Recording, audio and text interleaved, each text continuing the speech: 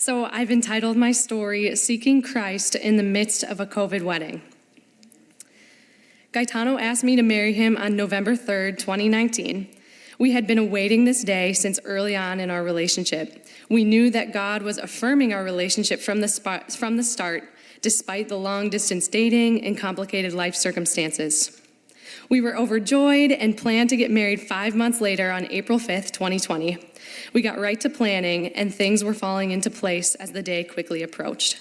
But only a few days after all the important women in my life gathered for my bridal shower in March, everything started to fall apart. As we all know well, the pandemic and the restrictions hit our country hard in March 2020. Each day, the number of people allowed to gather decreased from 100 to 50 to 10, and restaurants and venues were closing down. Each day we got closer to the wedding date, another restriction impacted our plans for the worse. We held out hope, but then our venue closed down and the restrictions in Illinois prevented our plans. We couldn't even get a marriage license. It turned out that we had to replan our entire wedding day about 3 or 4 times. This was extremely wearying and discouraging. We were starting to grip the reality that we may not be able to get married on the day that we had planned.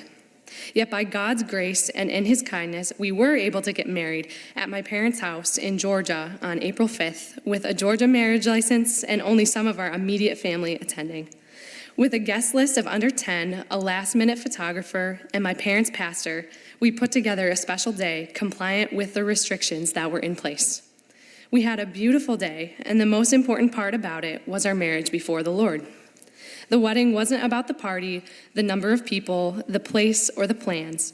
It was about the covenant of marriage that is given to us by God as a gift to reflect His love for the church. All throughout this process, I was tempted to panic, be overcome by emotion, grow weary through all the changes, and believe that our special day was ruined. All I wanted was to maintain control of our day, but each moment I saw another part of my dream wedding slip through the grip of my hand. I was reminded, though, that Jesus is Lord and I am not. He has ultimate control, and although there were many tears, God comforted me with the truth that His sovereign plan would reign. Job 42:2 says about God, "I know that you can do all things and that no purpose of yours can be thwarted." If it was God's will for us to get married, then He would make that happen regardless of the circumstances. No purpose of God's can be thwarted. This means that even a pandemic can shake His plans. Even though it shook my plans, I know that God can be trusted because He is truly in control. Although we are filled with joy that we were able to still get married, had a beautiful day, and got to spend it with people we love, I am still tempted to be discontent. The sins of comparison, discontent, and the fear of man have played a part in this story from beginning to end and still do today.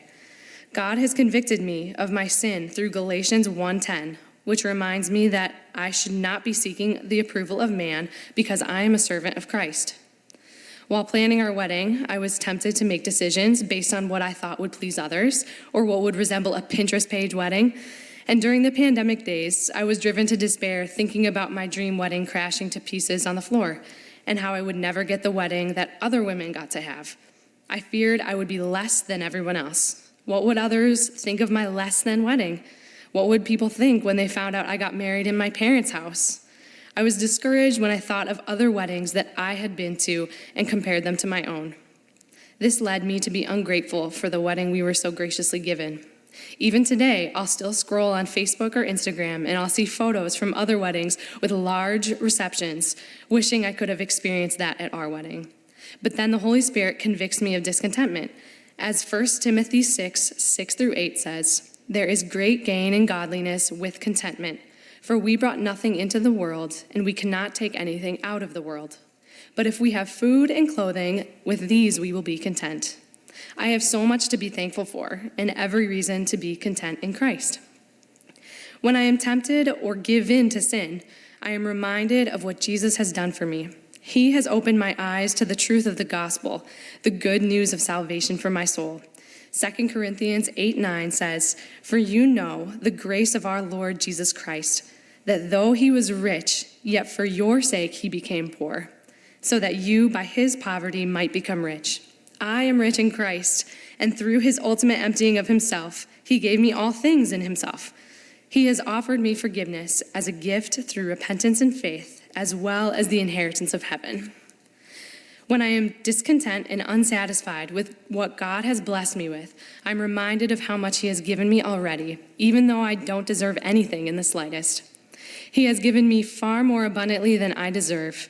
What I deserve is death and eternal punishment for my sin, even these sins of fearing man, comparison, and discontentment. But because of Jesus, I have eternal life ahead of me, full of joy and blessing and being with Christ. A wedding is a good gift from God, but the gift of himself is so much better than any party.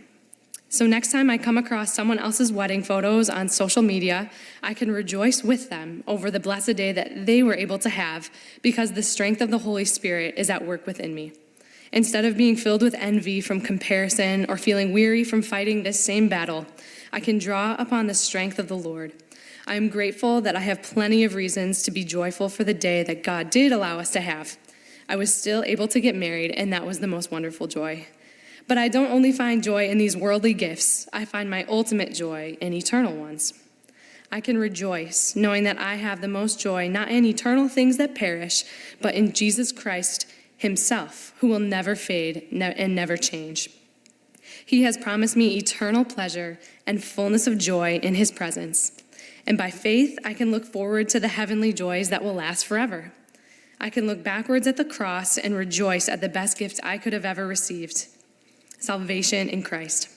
Weddings are fun and are a time for rejoicing, but the reality is that they are just an earthly celebration, and they will never be perfect. Jesus is better than any earthly joy, and my ultimate satisfaction is found in Jesus Christ, and in him I am content. Thanks for listening to my story.